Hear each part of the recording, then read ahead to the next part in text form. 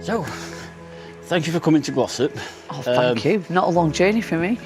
No, from Broadbottom. From Broady, yeah. So, you spoke a bit about Broadbottom today and the local area and why you live here.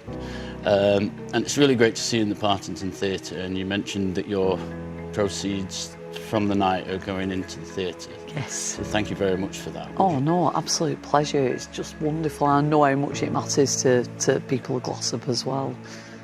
So, how did your night go? Well, it seemed to go really well. It was really lovely. It felt like just a nice chat, actually. So Brett was the host, and we'd only met tonight. And I said to him, you know, you just have to like set me off, and then you know, I'm a good chatter. And bless him, he said at the end that he'd asked me 5 questions, and like over about an hour and a half. So yeah, I did really well. Hey everyone, well, thank you so much for coming, everyone. I was really chuffed that it was sold out, but now I feel the pressure to make. I'm sure you get your money's worth, and I'm pretty sure you're going to do. But it was just really nice. It was a really lovely, warm audience, and it was a chance to talk about some stuff that matters to me, you know, about the power of art and drama.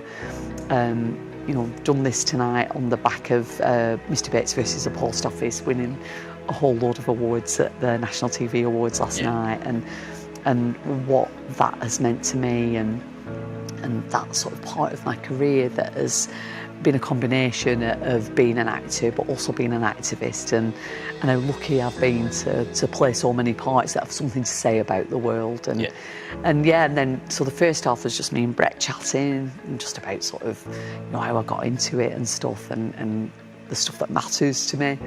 And then the second half were questions from the audience, and they were really great, really intelligent questions. And yeah, it was lovely, really warm night, which is what I'd expect from Glossop, actually. Yeah, so I've not been to the National TV Awards since I left Coronation Street, and got the award then, took David, who plays Royal, with me, and I've forgotten them. Absolutely bonkers. It is off the scale bonkers.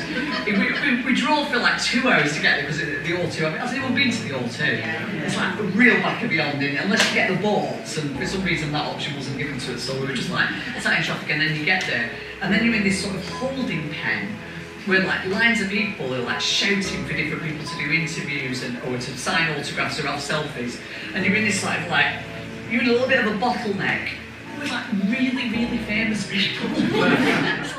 I was wondering what your thoughts are on coming here as a performer rather than a punter. Rather than a punter, yeah.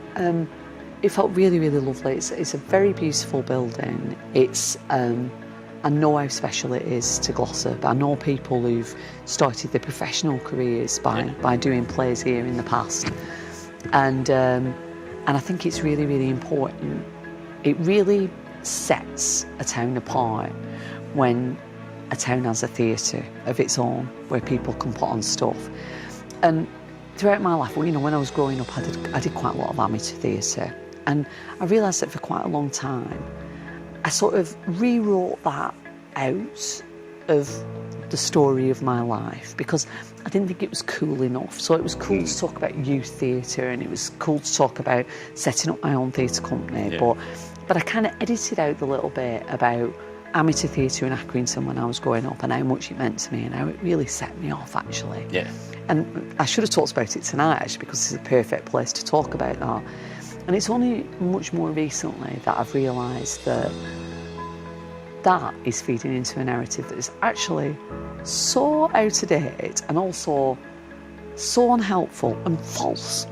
Because I have seen some of the best theatre that I've ever seen in community and in amateur theatre.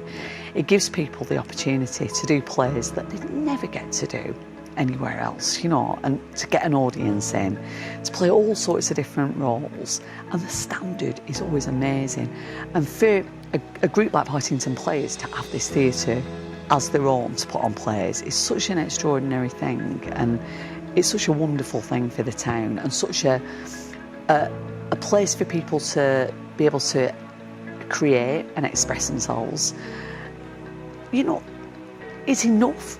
it doesn't have to be a breeding ground for professional actors or professional directors. That's wonderful if that's a byproduct of it, but the fact that people do it, I think it's just the best thing in the world, and it's just to be really applauded, and to have a building like this to do it in is just wonderful.